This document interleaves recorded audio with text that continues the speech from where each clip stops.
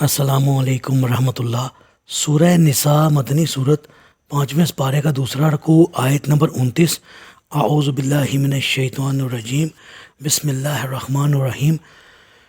یا ایھا الذین آمنوا لا تأکلوا اموالکم بینکم بالباطل الا ان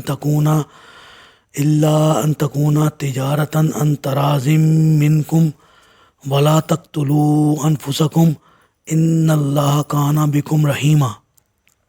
اے ایمان والو، آپس میں ایک دوسرے کے مال باطل طریقوں سے نہ کھاؤ۔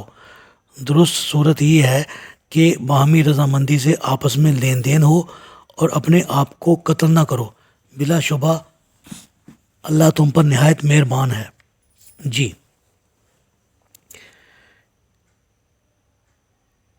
ابن عمر رضی اللہ تعالیٰ عنہ فرماتے ہیں کہ آپ صلی اللہ علیہ وآلہ وسلم فرماتے ہیں کہ آپ نے بے نجش یعنی بے کی طرف سے مقررہ لوگ جو خریدار کو زیادہ قیمت ادا کرنے پر راغب کر سکیں، نیز چڑی کی بولی سے منع فرمایا۔ علی رضی اللہ تعالیٰ عنہ فرماتے ہیں کہ آپ صلی اللہ علیہ وآلہ وسلم نے لاچار آدمی کی سودا بازی سے فائدہ اٹھانے سے اور دھوکہ کی بے سے اور پھلوں کے پکنے سے پہلے ان کی سودا بازی سے منع فرمایا۔ عمرو بن شعیب رضی اللہ تعالیٰ عنہ اپنے باپ سے اپنے دادے سے روایت کرتے ہیں کہ آپ صلی اللہ علیہ وآلہ وسلم نے ہمیں بے قربان یعنی بیانہ کی ضبطی والے سودے سے منع فرمایا۔ ابن عباس رضی اللہ تعالیٰ عنہ فرماتے ہیں کہ جب آپ صلی اللہ علیہ وآلہ وسلم مدینہ تشریف لائے تو لوگ پھلوں کے 1 یا 2 یا 3 سال کے لیے پیشگی سودے کر لیا کرتے تھے۔ آپ صلی اللہ علیہ وآلہ وسلم نے فرمایا، جو کوئی کسی چیز کا پیشگی سودا کرے تو اسے چاہیے کہ مقررہ ماپ میں، مقررہ وزن میں اور مقررہ مدت تک سودا کرے۔ آپ صلی اللہ علیہ وآلہ وسلم نے فرمایا، جو شخص بے سلم کرے تو مال پر قبضہ کرنے سے پہلے کسی دوسرے کی طرف یہ سودا منتقل نہ کرے۔ اب ہم مختلف عنوانات کے تحت احادیث کا مطالعہ کرتے ہیں۔ نمبر 1، شرح منافع۔ محمد بن سیرین تابعی فرماتے ہیں کہ 10 کا مال 11 میں بیچنے میں کوئی قباحت نہیں، اور جو خرچہ اس پر پڑا ہے اس پر بھی یہی منافع لے سکتا ہے۔ نمبر 2، واحد کلام۔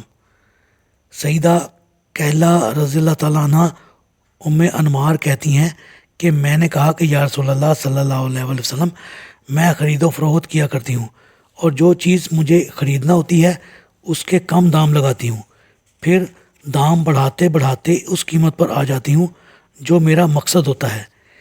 اسی طرح اگر کوئی چیز بیچنا ہو تو زیادہ دام کہتی ہوں اور پھر کم کرتے کرتے اپنے مقصد پر آ جاتی ہوں۔ آپ صلی اللہ علیہ وآلہ وسلم نے فرمایا، کہلا یہ کام اچھا نہیں۔ جو چیز جتنے کو بیچنا چاہتی ہو اتنے ہی دام کہہ دو، لینے والا چاہے گا تو لے لے گا ورنہ نہیں، اور جو چیز خریدو اس کی بھی ایک ہی قیمت کہہ دو، دینے والا چاہے تو لے لے ورنہ نہ لے۔ نمبر 3، السابق فالسابق۔ سمرہ بن جندب رضی اللہ تعالیٰ عنہ اور عقبہ رضی اللہ تعالیٰ عنہ بن عامر دونوں کہتے ہیں کہ آپ صلی اللہ علیہ وآلہ وسلم نے فرمایا، جب 2 صاحب اختیار ایک ہی چیز خریدیں تو وہ چیز اس کی ہوگی جس نے پہلے خریدی۔ نمبر 4، قیمت بتانا۔ آپ صلی اللہ علیہ وآلہ وسلم نے فرمایا، مال کی قیمت صاحب مال ہی لگانے کا زیادہ حقدار ہے۔ نمبر 5، غائب چیز کا سودا۔ آپ صلی اللہ علیہ وآلہ وسلم نے فرمایا، جس نے کوئی ایسی چیز خریدی جسے اس نے دیکھا نہ ہو تو دیکھنے کے بعد اسے اختیار ہے کہ وہ سودا بحال رکھے یا فسخ کر دے۔ نمبر 6، قیمت میں اختلاف۔ آپ صلی اللہ علیہ وآلہ وسلم نے فرمایا، جب بائع اور مشتری میں اختلاف ہو جائے اور ان میں کوئی شہادت یا ثبوت موجود نہ ہو تو اس شخص کی بات معتبر ہوگی جو مال کا مالک ہے، یا پھر وہ سودا چھوڑ دیں۔ نمبر 7، ماپ تول کی مزدوری بائع پر ہے۔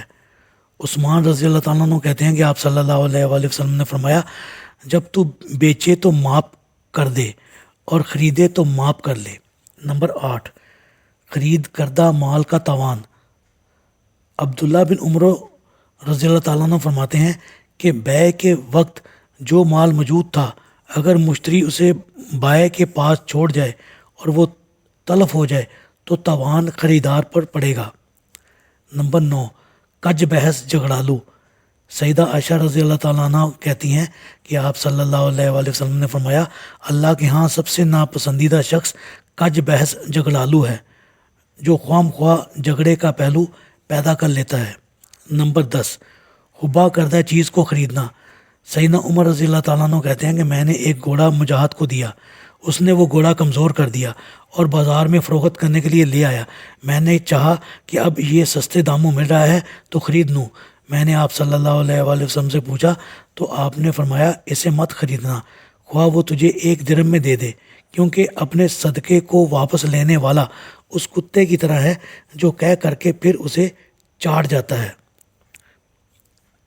اللہ تعالیٰ سے دعا ہے اللہ تعالیٰ ہمیں ان باتوں پر عمل کرنے کی توفیق عطا فرمائے، آمین۔